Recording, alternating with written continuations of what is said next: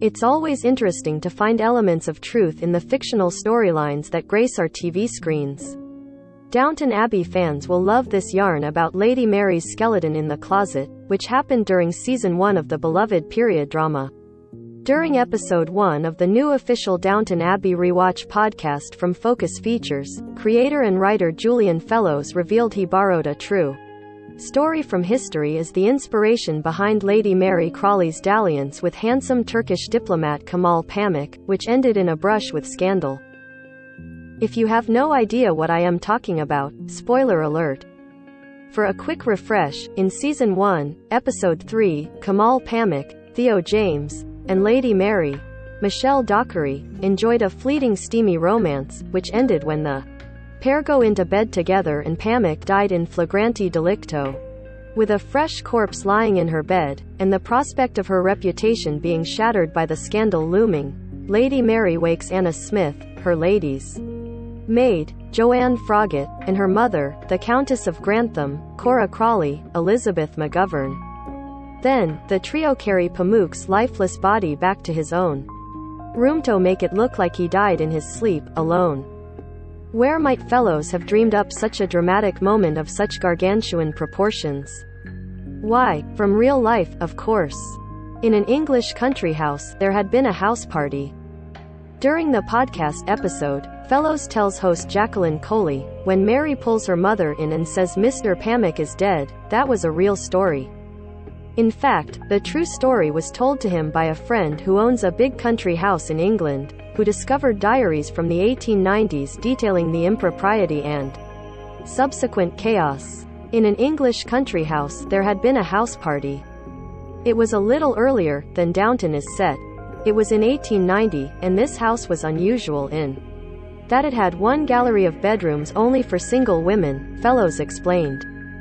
He added that lots of houses had bachelor corridors for single men, but it wasn't the case for single women.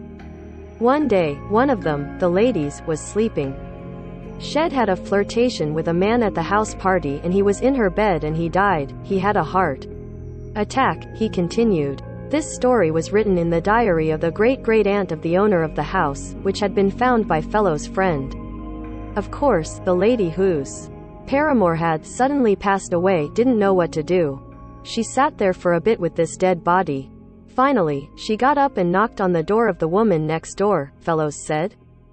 This woman, next door, who was a blameless matron, she knew that if this story got out, they would all be tarred by it, it would be all round London by Monday, he continued. So they woke the women up along the corridor and carried this dead body through one of England's great houses to get him back into his real bed.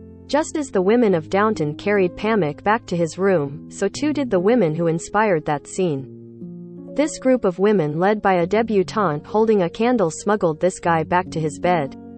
The next day he was found by his valet, he said.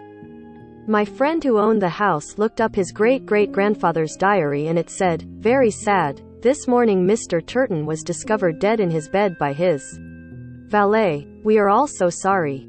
He was never told. It never got out, he concluded. This group of women led by a debutante holding a candle smuggled this guy back to his bed.